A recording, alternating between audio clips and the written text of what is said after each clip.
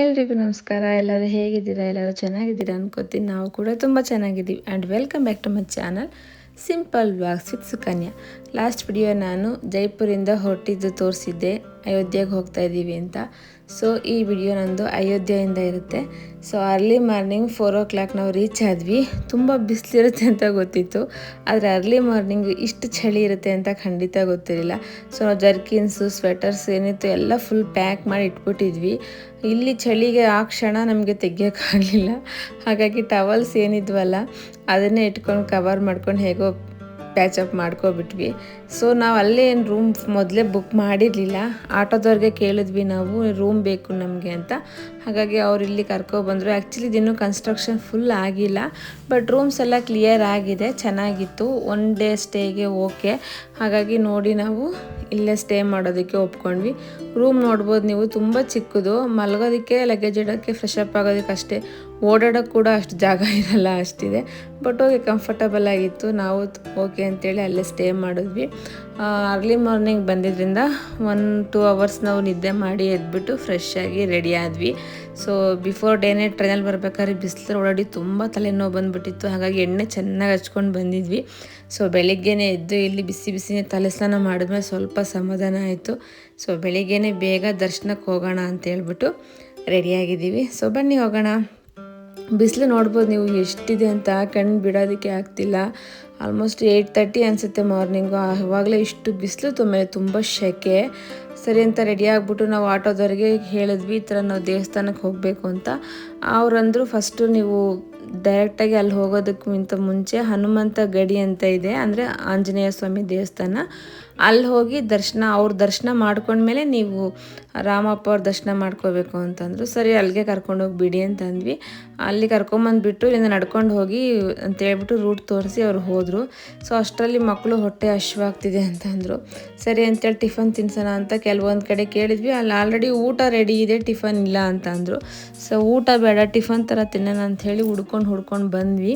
ಇಲ್ಲೊಂದು ಕಡೆ ಸಿಕ್ತು, ಚೋಲೆ ಭಟೂರ ಸಿಕ್ತು, ಬೇರೆ ಏನೂ ಇರಲಿಲ್ಲ ಆಪ್ಷನ್ನು. ಸರಿ ಅದನ್ನೇ ತಿನ್ನೋಣ ಅಂತ ಅಂದ್ಕೊಂಡ್ವಿ. ಆದರೆ ಇದೇ ರೋಡಲ್ಲಿ ಮುಂದೆ ಹೋದರೆ ಉಡುಪಿ ದರ್ಶನ ಅಂತ ಸೇಮ್ ಸೌತ್ ಇಂಡಿಯನ್ ಹೋಟೆಲ್ ಇದೆ. ಸೊ ಯಾರಾದರೂ ಹೋಗ್ತೀರಾ ಅಂದರೆ ನಮ್ಮ ಥರ ಅರ್ಜೆಂಟ್ ಮಾಡ್ಕೋಬೇಡಿ, ಯಾಕಂದರೆ ನಮಗೂ ಗೊತ್ತಿರಲಿಲ್ಲ ಅಲ್ಲಿ ಹೋಟೆಲ್ ಇದೆ ಅಂತ. ತಿಂದ್ಬಿಟ್ಟು ಅದೇ ರೂಟಲ್ಲಿ ಮುಂದೆ ಹೋದಾಗ ನಮಗೆ ಹೋಟೆಲ್ ಕಾಣಿಸ್ತು. ನಾವು ಆಮೇಲೆ ಹೋಗಿ ಟ್ರೈ ಮಾಡಿದ್ವಿ, ಚೆನ್ನಾಗಿತ್ತು. ಸೊ ಯಾರಾದರೂ ಹೋಗ್ತೀರಾ ಅಂದರೆ ಖಂಡಿತ ಅಲ್ಲಿ ಉಡುಪಿ ಹೋಟೆಲ್ ಇದೆ, ಸೌತ್ ಇಂಡಿಯನ್ ಎಲ್ಲ ಐಟಮ್ಸ್ ಸಿಗುತ್ತೆ, ನೀವು ಅಲ್ಲಿ ಹೋಗಿ ಟಿಫನ್ನ ಮಾಡ್ಬೋದು. ಟಿಫನ್ ಆಯಿತು. ಟಿಫನ್ ಆದಮೇಲೆ ಸರಿ ಹೋಗೋಣ ಅಂತೇಳಿ ನಡ್ಕೊಂಡು ಹೋಗ್ತಿದ್ವಿ. ಇಲ್ಲಿಗೆಲ್ಲ ಆಟೋ ಡೈರೆಕ್ಟಾಗಿ ಇಲ್ಲಿಗೆ ಬರಲ್ವಂತೆ. ಆಟೋ ಅಂದರೆ ಅದೇ ಟಮ್ ಆ ಕಡೆದು. ಮಕ್ಕಳಿಗೆ ಎಸ್ಪೆಷಲಿ ತುಂಬ ಕಷ್ಟ ಆಗ್ತಿತ್ತು ನಡೆಯೋದಕ್ಕೆ. ಅದರಲ್ಲೂ ನನ್ನ ಚಿಕ್ಕ ಮಗಳಂತೂ ತುಂಬಾ, ನನಗೆ ಕಣ್ಣೇ ಬಿಡೋಕ್ಕಾಗ್ತಿಲ್ಲ ಅಂತಿಂತಿದ್ಲು. ಸೊ ನೋಡಿ ಹೋಗ್ಬೇಕಾದ್ರೆ ಆ ಕಡೆ ಈ ಕಡೆ ಫುಲ್ಲು ಲೇಡೀಸ್ಗೇನೆ ಶಾಪಿಂಗ್ ಮಾಡೋದು ಸಿಗುತ್ತೆ, ಎಲ್ಲ ಅಂಗಡಿನೂ ಇಲ್ಲಿದೆ. ಸ್ಪೆಷಲಿ ನನಗೆ ಇಲ್ಲಿ ಬಳೆಗಳು ತುಂಬ ಇಷ್ಟ ಆಯಿತು. ನಾನು ಫಸ್ಟ್ ಇದು ನೋಡಿ ಮೆಟಲ್ದು ಇರ್ಬೋದು ಅಂದ್ಕೊಂಡು ಸುಮ್ಮನೆ ಆದೆ. ಬಟ್ ಆಮೇಲೆ ಗೊತ್ತಾಯಿತು ಅದು ಗಾಜಿಂದು ಅಂತ. ನೋಡಿ ಇಷ್ಟು ದಪ್ಪ ಇರುತ್ತೆ, ಆದರೆ ಇದು ಗಾಜಿನ ಬಳೆ. ನನಗಂತೂ ತುಂಬ ಇಷ್ಟ ಆಯಿತು, ತಗೊಳ್ಳೋಣ ಅಂತ ಹೋದೆ. ಬಟ್ ಅಲ್ಲಿದ್ದಂಥ ನಮ್ಮ ಹಸ್ಬೆಂಡ್ ಮತ್ತು ಫ್ರೆಂಡ್ಸ್ ಅಂದರು, ನಿಮ್ಮ ಲೇಡೀಸು ಶಾಪಿಂಗ್ ಆಮೇಲೆ ಇಟ್ಕೊಳ್ಳಿ, ಫಸ್ಟ್ ಬನ್ನಿ ಹೋಗಿ ದೇವ್ರ ದರ್ಶನ ಮಾಡ್ಕೊಂಬರೋಣ ಅಂತ. ನಾನು ಕೊಡಿಸ್ತೀರಾ ಅಂದರೆ ಗ್ಯಾರಂಟಿ ಮತ್ತೆ ಬರ್ತೀನಿ ಅಂದೆ. ಸರಿ ಮತ್ತೆ ಹೋಗ್ಬೇಕಾದ್ರೆ ಕೊಡಿಸ್ತೀನಿ ಅಂತ ಹೇಳ್ಬಿಟ್ಟು ಕರ್ಕೊಂಡು ಬಂದರು. ಸೊ ನೋಡಿ ಇದೇ ಹನುಮಾನ್ ಗಡಿ ಅಂತ ದೇವಸ್ಥಾನ, ಆಂಜನೇಯ ಸ್ವಾಮಿದು.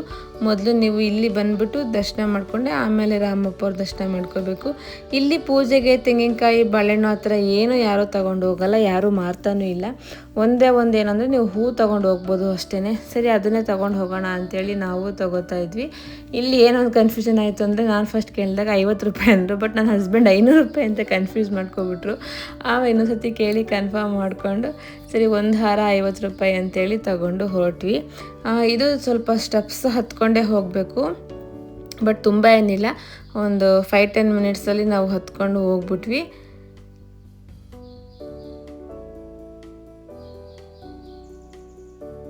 ತುಂಬ ರಶ್ ಇತ್ತು. ಆ್ಯಕ್ಚುಲಿ ಮೆಟ್ಲು ಹತ್ಬೇಕಾದ್ರೆ ಅಷ್ಟು ಜನ ಇರಲಿಲ್ಲ, ಆದರೆ ಅಲ್ಲಿ ಒಳಗೆ ಹೋದಾಗ ಅಲ್ಲಿ ತುಂಬ ಒಂಥರ ಕ್ರೌಡ್ ಥರ ಆಗುತ್ತೆ. ಅಲ್ಲಿ ಲೈನ್ಸ್ ಇದೆ, ಬಟ್ ಆ ಕಡೆ ಈ ಕಡೆ ಎಲ್ಲರೂ ಬಂದು ಸೇರ್ಕೊಳ್ಳೋದ್ರಿಂದ ಅಲ್ಲಿ ಹತ್ತಿರ ಹೋದಾಗ ತುಂಬಾ ಕಷ್ಟ ಆಗೋಯ್ತು ದೇವ್ರು ನೋಡೋದು. ಅದರಲ್ಲೂ ಮಕ್ಕಳಿದ್ರಂತೂ ಮಕ್ಳಿಗೆ ಕಾಣೋದೇ ಇಲ್ಲ, ಎತ್ಕೋಬೇಕಾಗುತ್ತೆ. ಅಲ್ಲಿ ತುಂಬ ರಶ್ ಇರುತ್ತೆ, ಆ ಕಡೆ ಈ ಕಡೆ ಹೋಗೋದಕ್ಕೂ ಆಗಲ್ಲ, ಒಂಥರ ಅಂಟ್ಕೊಂಡು ನಿಂತ್ಬಿಟ್ಟಿರ್ತಾರೆ. ನೋಡ್ಬೋದು ನೀವು. 2-3 ಕಡೆ ಎಂಟ್ರೆನ್ಸ್ ಇದೆ. ಅಂದರೆ ಒಂದು ಡೈರೆಕ್ಟಾಗಿ ಮುಖ ನೋಡೋವಂಥದ್ದು ನೇರವಾಗಿ, ಇನ್ನೊಂದು ಹಿಂದೆ ನೋಡೋದು, ಒಂದು ಕಡೆ ಬಲಗಡೆ ನೋಡೋದು, ಎಡಗಡೆ ನೋಡೋದು, ಇಷ್ಟೊಂದು ರೀತಿ ಇದೆ. ನಮಗಂತೂ ತುಂಬ ಕನ್ಫ್ಯೂಸ್ ಆಗೋಯ್ತು. ಫಸ್ಟ್ ನಾವು ಸೈಡಿಂದ ಹೋಗ್ಬಿಟ್ವಿ, ನಮಗೆ ಗೊತ್ತಾಗಲಿಲ್ಲ. ಆಮೇಲೆ ನಮಗೆ ಗೊತ್ತಾಯಿತು, ಅಂದರೆ ಮುಖ ನೋಡೋದು ನೇರವಾಗಿ ಹೋಗೋದು ಇನ್ನೊಂದು ಕಡೆ ಇದೆ ಅಂಥೇಳಿ. ಮತ್ತೆ ವಾಪಸ್ ಬಂದು ಮತ್ತೆ ಲೈನಲ್ಲಿ ನಿಂತ್ಕೊಂಡು ನಾವು ಹೋಗ್ಬಿಟ್ಟು ಹಂಗೂ ಹಿಂಗೂ ದೇವ್ರನ್ನ ನೋಡಿದ್ವಿ. ಆಮೇಲೆ ಇದು ಅಲ್ಲಿ ಸುತ್ತನೇ ಇರುವಂಥ ಕೆಲವೊಂದು ಚಿಕ್ಕ ಚಿಕ್ಕ ದೇವಸ್ಥಾನಗಳು, ಆ ದೇವಸ್ಥಾನದ ಒಳಗಡೆನೇ ಇದೆ. ಸೊ ಎಲ್ಲ ದೇವ್ರನ್ನೂ ತೃಪ್ತಿಯಾಗಿ ನೆಮ್ಮದಿಯಾಗಿ ದರ್ಶನ ಮಾಡ್ಕೊಂಡ್ವಿ. ದರ್ಶನ ಮಾಡಿಕೊಂಡು ಸರಿ ನೆಕ್ಸ್ಟು ಅಲ್ಲಿಗೆ ಹೋಗೋಣ, ಟೈಮ್ ಆಗುತ್ತೆ ಅಂಥೇಳಿ ನಾವು ಹೊರಟ್ಬಿಟ್ವಿ. ತುಂಬ ನಡಿಬೇಕಾಗುತ್ತೆ. ಏಜ್ ಆಗಿಯವರೆಲ್ಲ ಬಂದರೆ ಆಲ್ಮೋಸ್ಟ್ ತಿಳ್ಕೊಂಡು ಬಂದರೆ ಒಳ್ಳೆಯದು, ಯಾಕೆಂದರೆ ಇಲ್ಲಿ ಬೇರೆ ಏನೋ ಆಪ್ಷನ್ ಇಲ್ಲ. ನೋಡಿ, ಹತ್ತಬೇಕಾದ್ರೂ ಸ್ಟೆಪ್ಸ್ ಹತ್ಕೊಂಡು ಹೋಗಬೇಕು, ಬರಬೇಕಾದ್ರೂ ಅಷ್ಟೇ ಇಷ್ಟು ಸ್ಟೆಪ್ಸ್ನ ಇಳ್ಕೊಂಡು ಬರಬೇಕು. ಬಂದಮೇಲೂ ಅಷ್ಟೇ, ಮತ್ತೆ ನಾವು ಎಲ್ಲಿ ಇಳಿದ್ಬಿಟ್ಟು ಈ ಕಡೆ ಬಂದ್ವಿ ದೇವಸ್ಥಾನಕ್ಕೆ, ಅಲ್ಲಿಗೆ ಹೋಗಬೇಕು. ಅಲ್ಲೇ ನಿಮಗೆ ಟಮ್ ಸಿಗೋದು. ಸರಿ, ಕೊಟ್ಟ ಮಾತಿನ ಪ್ರಕಾರ ನಮ್ಮ ಯಜಮಾನರು ನನ್ನ ಬಳೆ ತಗೊಳ್ಳೋದಕ್ಕೆ ಅಂತ ಕರ್ಕೊಂಬಂದರು. ನನಗಂತೂ ಈ ಬಳೆ ಬಿಟ್ಟು ಹೋಗೋದಕ್ಕೆ ಮನಸ್ಸಾಗಲಿಲ್ಲ. ಸ್ಪೆಷಲಿ ಪರ್ಸ್ನಲಿ ನನಗೆ ತುಂಬ ಇಷ್ಟ ಬಳೆಗಳು, ಗಾಜಿನ ಬಳೆಗಳು ಅಂದರೆ. ಹಾಗಾಗಿ ನಾನು ಎಲ್ಲಿ ಹೋದರೂ ಬಳೆ ಕಾಣಿಸಿದ್ರು ನನಗೆ ಇಷ್ಟ, ತಗೊಳ್ದೆ ನಾನು ಬರೋದೇ ಇಲ್ಲ. ಹಾಗಾಗಿ ನಾನು ಬಳೆ ತಗೊಂಡೆ. ಒಂದು ಎಷ್ಟು ಕಲರ್ಸ್ ಇದ್ವು ಅಂದರೆ ಎಲ್ಲ ತುಂಬ ಚೆನ್ನಾಗಿದ್ವು. ಬಟ್ ನಾನು ಆಲ್ರೆಡಿ ಹೇಳಿರೋ ಹಾಗೆ ನನ್ನ ಕೈ ಜಾಸ್ತಿ ಪಿಂಕು, ರೆಡ್ಡು, ಮೆರೂನ್ ಈ ಕಡೆನೇ ಹೋಗುತ್ತೆ. ಹಾಗಾಗಿ ನಾನು ಒಂದು 4 ಕಲರು ಬಳೆಗಳನ್ನ ತಗೊಂಡೆ. ಇದು 4ಕ್ಕೆ 100 ರೂಪಾಯಿ ಗಾಜಿಂದು. ಸೊ ನಾವು ಈ ಥರ ಟ್ರಾವೆಲ್ ಮಾಡಬೇಕು ಅಣ್ಣ, ಏನಾದರೂ ಸ್ವಲ್ಪ ಸೇಫ್ಟಿ ಕೊಡಿ, ಸೇಫ್ಟಿಯಾಗಿ ತೊಗೊಂಡು ಹೋಗ್ಬೇಕು ನಾನು ಅಂತ. ಇದಕ್ಕೆ ಪಾಪ ಅವರು ಈ ಥರ ಬಾಕ್ಸಲ್ಲಿ ಹಾಕಿ ಕೊಟ್ಟರು. ನಾನಂತೂ ಫುಲ್ ಹ್ಯಾಪಿ. ನನ್ನ ಮಕ್ಳಿಗೂ ಇದೇ ಥರ ತೊಗೊಳ್ಳೋಣ ಅಂದ್ಕೊಂಡೆ, ಬಟ್ ಅವ್ರ ಸೈಜ್ ಇರಲಿಲ್ಲ. ಅವ್ರು ಬೇರೆನೋ ಅವರು ಪೆನ್ನು ಅದು ಇದು ತೊಗೊಂಡ್ರು. ಸೊ ನೋಡಿ, ಇದು ಅಲ್ಲಿರುವಂಥ ಒಂದು ಲೋಕಲ್ ಟ್ರಾನ್ಸ್ಪೋರ್ಟ್ ಅನ್ಬೋದು. ನೀವು 20 ರೂಪಾಯಿ ಕೊಟ್ಟು ಇದರಲ್ಲಿ ಹೋಗಬೇಕಾಗುತ್ತೆ. ನೀವು 100 ಮೀಟ್ರ್ ಹೋದರೂ ಸರಿ, 500 ಮೀಟ್ರ್ ದೂರ ಹೋದರೂ ಸರಿ, ನೀವು ಎಲ್ಲಿಂದ ಎಲ್ಲಿಗೆ ಬೇಕಾದ್ರೂ ಹೋಗಿ. 1 ಸ್ಟಾಪಲ್ಲಿ ಇಳಿಬೋದು, ಇಲ್ಲ 10 ಸ್ಟಾಪ್ ಆದಮೇಲೆ ಆದರೂ ಇಳಿಬೋದು. ಆದರೆ ಕಂಪಲ್ಸರಿ 20 ರೂಪಾಯಿ ನೀವು ಕೊಡಲೇಬೇಕು. ಸೊ ನಾವು ಹನುಮಾನ್ ಗಡಿಯಿಂದ ಇಲ್ಲಿಗೆ, ಅಂದರೆ ರಾಮ ದೇವಸ್ಥಾನಕ್ಕೆ ಇದರಲ್ಲೇ ಬಂದ್ವಿ. ಅಲ್ಲಿಂದ ಇಲ್ಲಿಗೆ ಒಂದು 2-3 ಸ್ಟಾಪ್ ಆಗುತ್ತೆ ಅಷ್ಟೇ. ಆದರೂ 20 ರೂಪಾಯಿ ನೀವು ಕೊಡಲೇಬೇಕಾಗುತ್ತೆ. ಸೊ ನಾವು ಕೊಟ್ಬಿಟ್ಟು ಮತ್ತೆ ಇಲ್ಲಿಂದ ಆ ಕಡೆ ರೋಡ್ ಆ ಕಡೆ ಹೋಗಿ ಹೋಗ್ತಾ ಇದ್ದೀವಿ. ಸೊ ನೋಡಿ, ದೇವಸ್ಥಾನ ಹತ್ರ ಬಂದ್ವಿ. ನಾವು ರಾಮನವಮಿ ಇನ್ನೊಂದು ವಾರ ಇದೆ ಅನ್ಬೇಕಾದ್ರೆ ನಾವು ಹೋಗಿದ್ರಿಂದ ರಾಮನವಮಿಗೋಸ್ಕರ ಅಲ್ಲಿ ಆಲ್ರೆಡಿ ಎಲ್ಲ ಡೆಕೋರೇಷನ್ಸ್ ಎಲ್ಲ ಪ್ರಿಪೇರ್ ಮಾಡ್ಕೋತಾ ಇದ್ರು. ಹಾಗಾಗಿ ಇಷ್ಟು ಚೆನ್ನಾಗಿರೋಂತಹ ಒಂದು ಡೆಕೋರೇಷನ್ನ ನೋಡೋವಂಥ ಭಾಗ್ಯ ನಮಗೆ ಸಿಕ್ತು. ಆ್ಯಕ್ಚುಲಿ ಇದು ದೇವಸ್ಥಾನ ಇನಾಗ್ರೇಷನ್ ಆದಾಗ ನ್ಯೂಸಲ್ಲಿ ಟಿ ವಿಲಿ ನೋಡಿದಾಗ ನನಗೆ ತುಂಬ ಆಸೆ ಆಗಿತ್ತು, ಹೋಗಲೇಬೇಕು ಒಂದ್ಸಲ ನೋಡಬೇಕು ಅಂತೇಳಿ. ಆದರೆ ಇಷ್ಟು ಬೇಗ ಬರ್ತೀನಿ ಅಂತ ನನ್ನ ಕನಸಲ್ಲೂ ಅಂದ್ಕೊಂಡಿರಲಿಲ್ಲ. ಹೋಗಬೇಕು ಅಂತ ಆಸೆ ಇತ್ತೆ ಹೊರತು ಖಂಡಿತ ಹೋಗ್ತೀನಿ ಅನ್ನೋ ನಂಬಿಕೆ ಕೂಡ ನನಗಿರಲಿಲ್ಲ. ಸೊ ನಾವು ಈ ಟ್ರಿಪ್ ಪ್ಲ್ಯಾನ್ ಮಾಡಿದಾಗ ನನ್ನ ಹಸ್ಬೆಂಡ್ನ ನಾನು ಕೇಳಿಕೊಂಡೆ, ಹೆಂಗೋ ಅಷ್ಟು ದೂರ ಹೋಗ್ತಾ ಇದ್ದೀವಿ, ಅಯೋಧ್ಯೆ ಹೋಗಿ ದರ್ಶನ ಮಾಡ್ಕೊಂಬರೋಣ ಅಂಥೇಳಿ. ಸೊ ನನ್ನ ಆಸೆನ ಕನ್ಸಿಡರ್ ಮಾಡಿ ಇದನ್ನು ಪ್ಲ್ಯಾನಲ್ಲಿ ಆ್ಯಡ್ ಮಾಡಿದಂಥ ನನ್ನ ಹಸ್ಬೆಂಡ್ಗೆ ಎಷ್ಟು ಥ್ಯಾಂಕ್ ಹೇಳಿದ್ರು ಸಾಲದು.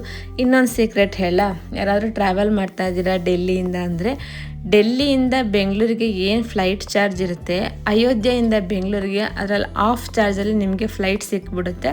ಸೊ ಹಾಗಾಗಿ ಇದು ಒಂದು ಬೆನಿಫಿಟ್ ಇದೆ. ಯಾರಾದರೂ ಈ ಥರ ಹೋಗೋರಿದ್ರೆ ಖಂಡಿತ ಇದನ್ನು ಶೇರ್ ಮಾಡಿ, ಹೆಲ್ಪ್ ಆಗುತ್ತೆ ಅವರಿಗೆ.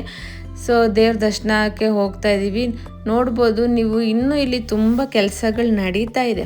ಹಾಗಾಗಿ ಇನ್ನೂ ಅಷ್ಟು ಎಲ್ಲ ಫೆಸಿಲಿಟೀಸು ಮಾಡಿಲ್ಲ, ತುಂಬ ನಡಿಬೇಕು. ಆ ಎಂಟ್ರೆನ್ಸಿಂದ ಆಲ್ಮೋಸ್ಟ್ ಒಂದು 2 ಕಿಲೋಮೀಟರ್ ನಡಿಬೇಕಾಗುತ್ತೆ. ಕೆಲವೊಂದು ಕಡೆ ಮಾತ್ರ ಈ ರೀತಿ ನೆರಳು ಬರೋ ರೀತಿಯಲ್ಲಿ ಶೆಲ್ಟರ್ ಎಲ್ಲ ಹಾಕಿದ್ದಾರೆ. ಬಟ್ ಕೆಲವೊಂದು ಕಡೆ ಬಿಸಿಲಲ್ಲೇ ನಡ್ಕೊಂಡು ಹೋಗಬೇಕು, ಎಲ್ಲ ಫೆಸಿಲಿಟೀಸು ಇಲ್ಲ. ತುಂಬ ದೂರ ನಡ್ಕೊಂಡು ಹೋದ್ಮೇಲೆ ನಾವು ಒಳಗಡೆ ಹೋಗೋದಕ್ಕಾಗುತ್ತೆ. ಒಳಗಡೆ ಹೋದ್ಮೇಲೆ ಫೋನ್ ಆಗಲಿ, ಆ್ಯಕ್ಚುಲಿ ನೀರಿನ ಬಾಟ್ಲು ಕೂಡ ತಗೊಂಡು ಹೋಗೋ ಹಾಗಿಲ್ಲ. ಏನು ನಿಮ್ಮ ಹ್ಯಾಂಡ್ ಬ್ಯಾಗ್ ಇರುತ್ತೆ ಅಥವಾ ನಿಮ್ದೇನು ಪರ್ಸ್ನಲ್ ಇರುತ್ತೆ ಅದು ಮಾತ್ರ ತೊಗೊಂಡು ಹೋಗ್ಬೋದು ಅಷ್ಟೇ. ನೀರಿನ ಬಾಟಲ್ ಕೂಡ ಅವ್ರು ತೊಗೊಂಡು ಹೋಗೋದಕ್ಕೆ ಬಿಡೋದಿಲ್ಲ, ಅಷ್ಟು ಸ್ಟ್ರಿಕ್ಟಾಗಿ ಚೆಕ್ ಮಾಡಿ ಬಿಡ್ತಾರೆ.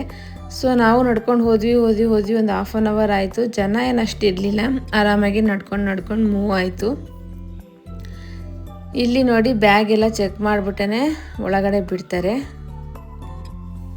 ಶ್ರೀರಾಮಪ್ಪನ ದರ್ಶನ ಮಾಡಬೇಕು ಅಂತಲೇ ನಾವು ಫುಲ್ಲು ಫ್ಯಾಮಿಲಿ ಟ್ರೆಡಿಷ್ನಲ್ಲಾಗಿ ಹೋಗಬೇಕು ಅಂತ ಹೇಳ್ಬಿಟ್ಟು ನಾನು ಸ್ಯಾರಿ ಮಕ್ಕಳಿಗೆ ಈ ರೀತಿ ಮೆಟೀರಿಯಲ್ ತೊಗೊಂಡು ಫ್ರಾಕ್ನ ಹೊಲಿಸಿದ್ದೀನಿ.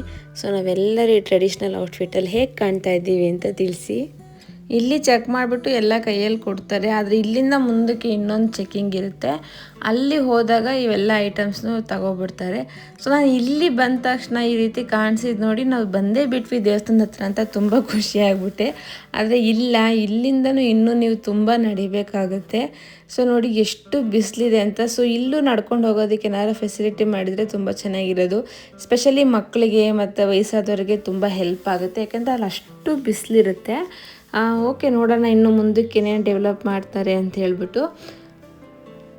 ನಾನು ಅಂದ್ಕೊಂಡಾಗೆ ಇದು ದೇವಸ್ಥಾನ ಅಲ್ಲ, ಇದು ಲಾಕರ್, ಅಂದರೆ ನಾವು ತೊಗೊಂಡೋಗಿರೋಂಥ ನಮ್ಮ ವಸ್ತುಗಳನ್ನ ಇಟ್ಟು ಹೋಗೋದಕ್ಕೆ ಇರೋವಂಥ ಒಂದು ಫೆಸಿಲಿಟಿ ಅಷ್ಟೇ. ಸೊ ಇಲ್ಲಿಂದನೇ ವಾಟ್ರ್ ಬಾಟಲ್ ಕೂಡ ಬಿಡೋದಿಲ್ಲ ಒಳಗಡೆ. ಆ ಬಿಲ್ಡಿಂಗ್ ಇದು, ನಾನು ಇದನ್ನು ನೋಡಿ ದೇವಸ್ಥಾನ ಅಂದ್ಕೊಬಿಟ್ಟೆ. ಬಟ್ ನೋಡಿ ಎಷ್ಟು ಚೆನ್ನಾಗಿದೆ ಅಂತ ಹೇಳ್ಬಿಟ್ಟು ನನಗಂತೂ ಆ ಡಿಸೈನ್ ಅದೆಲ್ಲ ತುಂಬ ಇಷ್ಟ ಆಯಿತು. ನಾನಂತೂ ಫುಲ್ ಖುಷಿ, ನನ್ನ ಮುಖ ನೋಡಿದ್ರೆ ನಿಮಗೆ ಗೊತ್ತಾಗುತ್ತೆ, ತುಂಬ ಎಕ್ಸೈಟ್ ಆಗಿದೆ ನಾನು. ಏಕೆಂದರೆ ಒಂದು ರೀತಿ ಇದಾಗುತ್ತೋ ಇಲ್ವೋ ಅನ್ನೋಂಥ ಒಂದು ಕನಸು ಕಣ್ಮುಂದೆ ನಿಜ ಆದಾಗ ಅದು ಹೆಂಗೆ ಎಕ್ಸ್ಪ್ಲೇನ್ ಮಾಡೋಕ್ಕೆ ಕೂಡ ಆಗೋದಿಲ್ಲ ಅಲ್ವಾ, ಆ ರೀತಿ ಒಂದು ಖುಷಿನೇ. ಸೊ ನೋಡಿ ಇಲ್ಲಿ ನಾವು ಫೋನು ಪ್ರತಿಯೊಂದು ಇಟ್ಬಿಟ್ಟು ನಾವು ಒಳಗಡೆ ಹೋದ್ವಿ. ಒಳಗಡೆನೂ ಆಲ್ಮೋಸ್ಟ್ 1.5 ಕಿಲೋಮೀಟ್ರ್ ನಡಿಬೇಕಾಗುತ್ತೆ. ಸೊ ನಡ್ಕೊಂಡು ಹೋಗಿ ತೃಪ್ತಿಯಾಗಿ ನೆಮ್ಮದಿಯಾಗಿ ದೇವ್ರನ್ನ ಒಂದು 5 ಅಡಿ ಅಂತರದಲ್ಲಿ ದೇವ್ರನ್ನ ನೋಡ್ಕೊಂಡು ಬಂದ್ವಿ. ದರ್ಶನ ಅಂತೂ ತುಂಬ ಚೆನ್ನಾಗಾಯಿತು ಒಳಗಡೆ. ನನಗಂತೂ ತುಂಬ ಸಮಾಧಾನ. ಒಬ್ಬೊಬ್ಬರ ಕಣ್ಣಿಗೆ ದೇವರು ಒಬ್ಬೊಬ್ಬರು ರೀತಿ ಕಾಣ್ತಾರೆ ಅಂತಾರೆ. ನನಗಂತೂ ಆ ಇನಾಗ್ರೇಷನ್ ನೋಡಿದಾಗಲೇ ನನ್ನ ಕಣ್ಣಿಗೆ ಒಂದು ರೀತಿ ಮುದ್ದಾದ ಮಗು ಥರ ಕಾಣ್ತಾಯಿದ್ರು. ಆ ಮುಖದಲ್ಲಿರೋಂಥ ನಗು ಅದೆಲ್ಲ ನೋಡಿದ್ರೆ ನನಗಂತೂ ಮಗು ಥರನೇ ಕಾಣಿಸಿದ್ರು. ಒಬ್ಬೊಬ್ಬರಿಗೆ ಒಂದೊಂದು ರೀತಿ ಕಾಣುತ್ತೆ ಅಂತ ಅಂತಾರೆ. ನನಗಂತೂ ನಾನು ಶ್ರೀರಾಮನ ಮಗು ರೂಪದಲ್ಲೇ ನಾನು ದರ್ಶನಕ್ಕೆ ಹೋದಾಗಲೂ ನೋಡಿದೆ.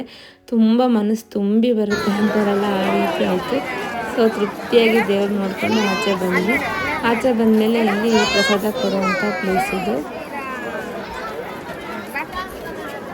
ಸೀತಾ ರಸೋಯಿ ಭಂಡಾರ ಅಂತ. ಸೊ ಇಲ್ಲಿ ಎಲ್ಲರಿಗೂ ಕಾಮನ್ನಾಗಿ ಅವರೇ ಜನ್ನೆನಲ್ಲಿ ಹಾಕಿ ಕೊಡ್ತಾ ಇರ್ತಾರೆ. ಸೊ ಇಲ್ಲಿ ಅವತ್ತು ಕಿಚಡಿ ಕೊಡ್ತಾಯಿದ್ರು. ನನಗಂತೂ ತುಂಬ ಖುಷಿ ಆಯಿತು, ಯಾಕಂದರೆ ಬರೀ ಪರೋಟ ಚೊಲೆ ಬತ್ತುರೆ ತಿಂದು ಹೊಟ್ಟೆನೂ ಒಂಥರ ಆಗ್ಬಿಟ್ಟಿತ್ತು, ನಾವು ಒಂಥರ ಆಗ್ಬಿಟ್ಟಿದ್ವಿ.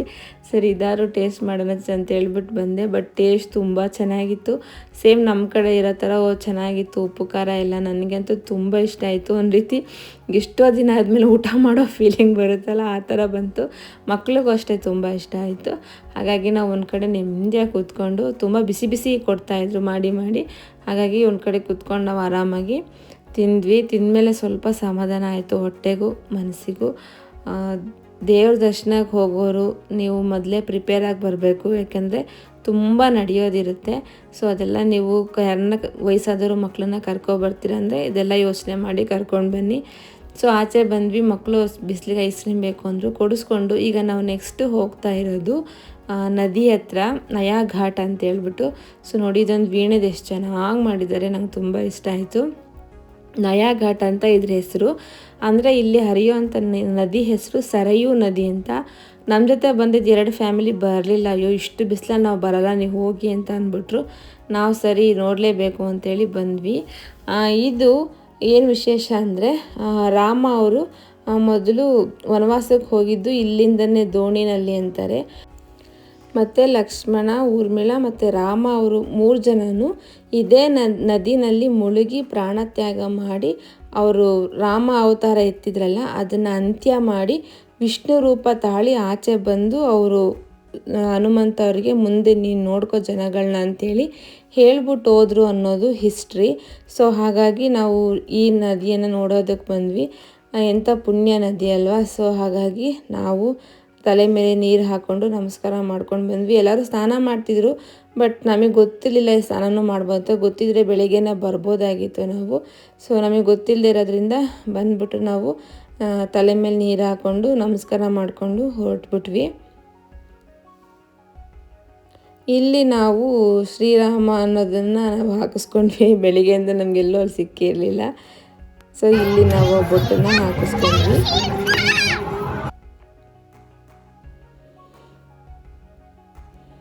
ಅಷ್ಟೇ ನಾವು ಅಲ್ಲಿಂದ ರೂಮಿಗೆ ಬಂದುಬಿಟ್ಟು ಅದು ಫುಲ್ಲು ರೆಸ್ಟ್ ತೊಗೊಂಡು ಆಮೇಲೆ ನೈಟ್ ಊಟಕ್ಕೆ ಅದೇ ಉಡುಪಿ ದರ್ಶನ ಇದೆ ಅಂತ ಅಂದಲ್ಲ, ಅಲ್ಲಿಗೆ ಹೋಗಿ ಚೆನ್ನಾಗಿರೋಂಥ ಅನ್ನ ರಸಮ್ ತಿನ್ಕೊಂಡು ಬಂದ್ವಿ. ತುಂಬ ಸಮಾಧಾನ ಆಯಿತು. ಸೊ ಇಲ್ಲಿ ನೋಡಿ ಹೇಳೋದು ಮರ್ತ್ಬಿಟ್ಟೆ, ಇಲ್ಲಿ ತುಂಬ ಕೋತಿಗಳಿದ್ದಾವೆ ಊರಲ್ಲಿ.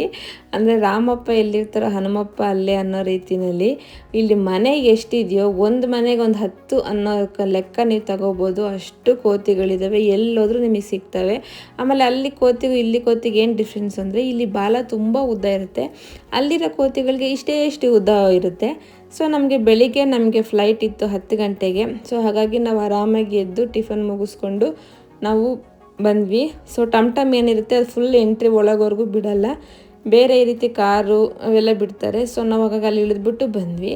ಸೊ ಅಯೋಧ್ಯೆ ದೇವಸ್ಥಾನ ನೋಡೋದು ಎಷ್ಟು ಚೆಂದನೋ, ಏರ್ಪೋರ್ಟ್ ಕೂಡ ಅಷ್ಟೇ ಚೆಂದ. ನೀವು ನೋಡ್ತಿರ್ಬೋದು ಎಷ್ಟು ಚೆನ್ನಾಗಿದೆ ಅಂತ. ಈ ರೀತಿ ಒಂದು ರೀತಿ ದೇವಸ್ಥಾನದ ರೀತಿ ಇರೋಂಥ ನಾನು ಏರ್ಪೋರ್ಟ್ನ ಎಲ್ಲೂ ನೋಡೇ ಇಲ್ಲ. ಇದೇ ಫಸ್ಟ್ ಟೈಮ್ ಅನಿಸುತ್ತೆ ಮೇ ಬಿ ಈ ಥರ ಮಾಡಿರೋದು. ಅಂದರೆ ಅಯೋಧ್ಯೆ ದೇವಸ್ಥಾನಕ್ಕೆ ತಕ್ಕನಾಗಿರೋಂತಹ ಏರ್ಪೋರ್ಟು ತುಂಬ ಚೆನ್ನಾಗಿದೆ. ಕಂಪಲ್ಸರಿ ನೋಡಬೇಕಾದಂಥ ಏರ್ಪೋರ್ಟ್ ಅನ್ಬೋದು. ತುಂಬ ದೊಡ್ಡದೇನಲ್ಲ, ಬಟ್ ಈ ಡಿಸೈನ್ಸು ಇದೆಲ್ಲ ಏನಿದೆಯಲ್ಲ ಇದಂತೂ ತುಂಬ ಚೆನ್ನಾಗಿದೆ. ನನಗಂತೂ ತುಂಬ ಇಷ್ಟ ಆಯಿತು. ಒಂದು ಸಲ ಆದರೂ ಇದು ನೋಡಬೇಕು. ಎಂಟರ್ ಆಗ್ತಿದ್ದಾಗೆ ನೋಡಿ ಈ ರೀತಿ ಮೇಲ್ಗಡೆ ಪೇಂಟಿಂಗ್ಸ್ ಮಾಡಿದ್ದಾರೆ. ಅಂದರೆ ಶ್ರೀರಾಮ ಅವ್ರದ್ದು ಜನ್ಮ ಚರಿತ್ರೆ ಅಂತಲೇ ಹೇಳ್ಬೋದು. ಆ ರೀತಿ ಪ್ರತಿಯೊಂದು ಅವರ ಜೀವನದ ಏನೇ ನಡೆದಿದೆ ಅಲ್ಲ ಅದನ್ನೆಲ್ಲ ತೋರಿಸೋ ರೀತಿಯಲ್ಲಿ ಪೇಂಟಿಂಗ್ನ ಮಾಡಿದ್ದಾರೆ. ಅವರು ಹುಟ್ಟಿದ್ದು, ಆಮೇಲೆ ಶಿಕ್ಷಣ ತಗೊಂಡಿದ್ದು, ಮದುವೆ ಆಗಿದ್ದು, ಆಮೇಲೆ ತಂದೆ ಮಾತನ್ನ ಕೇಳಿ ಅವರು ವನವಾಸಕ್ಕೆ ಹೋಗಿದ್ದು ನದಿನಲ್ಲಿ ದೋಣಿನಲ್ಲಿ, ಆಮೇಲೆ ರಾವಣ ಸೀತೆನ ಎತ್ಕೊಂಡು ಹೋಗಿದ್ದು, ಆಮೇಲೆ ಹನುಮಂತ ಅವರು ಹೋಗಿ ಸೀತಾದೇವಿನ ಅಲ್ಲಿ ಅಶೋಕವನದಲ್ಲಿ ಭೇಟಿಯಾಗಿ ಉಂಗುರ ತೋರಿಸಿದ್ದು, ಆಮೇಲೆ ಆಂಜನೇಯ ಅವರು ಲಂಕೆನ ಸುಟ್ಟಿದ್ದು, ಲಂಕೆಗೆ ಸೇತುವೆ ಕಟ್ಟಿದ್ದು, ಹೀಗೆ ಪ್ರತಿಯೊಂದೂ ಅಲ್ಲಿ ಪೇಂಟಿಂಗಲ್ಲಿ ರೂಪದಲ್ಲಿ ಇದೆ. ಸೊ ಮಕ್ಕಳಿಗೆಲ್ಲ ತೋರಿಸಿ ಕತೆ ಹೇಳೋದಕ್ಕೆ ತುಂಬ ಚೆನ್ನಾಗಿದೆ. ನಾನು ಇಬ್ಬರು ಮಕ್ಕಳಿಗೂ ನಿಲ್ಲಿಸ್ಕೊಂಡು ತೋರಿಸಿ ಕತೆನೆಲ್ಲ ಎಕ್ಸ್ಪ್ಲೇನ್ ಮಾಡಿದೆ. ಸೊ ನೋಡಿ ಇಷ್ಟೇ ಏರ್ಪೋರ್ಟು, ಬಟ್ ತುಂಬ ಚೆನ್ನಾಗಿದೆ ಮತ್ತು ನೀಟಾಗಿ ಕೂಡ ಚೆನ್ನಾಗಿ ಮೇಂಟೈನ್ ಮಾಡಿದ್ದಾರೆ.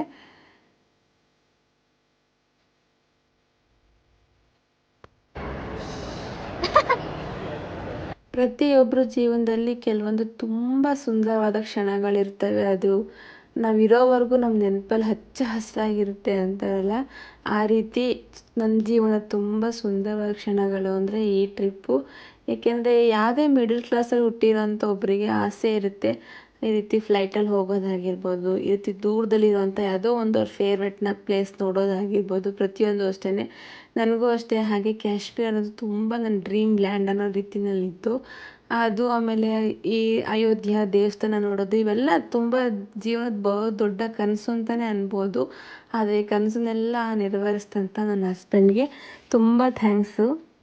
ಹಾಗೆ ನಾವು ಇಷ್ಟು ವರ್ಷ ಆದಮೇಲೆ ಮಾಡೋವಂಥ ಎಕ್ಸ್ಪೀರಿಯೆನ್ಸ್ನ ನನ್ನ ಮಕ್ಕಳು ಇಷ್ಟು ಚಿಕ್ಕ ವಯಸ್ಸಿಗೆ ಅವರ ಎಕ್ಸ್ಪೀರಿಯೆನ್ಸ್ ಮಾಡಿದ್ರು. ನಮ್ಗೆ ಇನ್ನೂ ಒಂದು ರೀತಿ ಡಬಲ್ ಖುಷಿ. ನಮ್ಮ ಮಕ್ಕಳಿಗೆ ಇದೆಲ್ಲ ಎಕ್ಸ್ಪೀರಿಯೆನ್ಸ್ನ ನಾವು ಕೊಟ್ವಲ್ಲ ಅನ್ನೋವಂಥ ಒಂದು ಸಮಾಧಾನ ಇರುತ್ತೆ.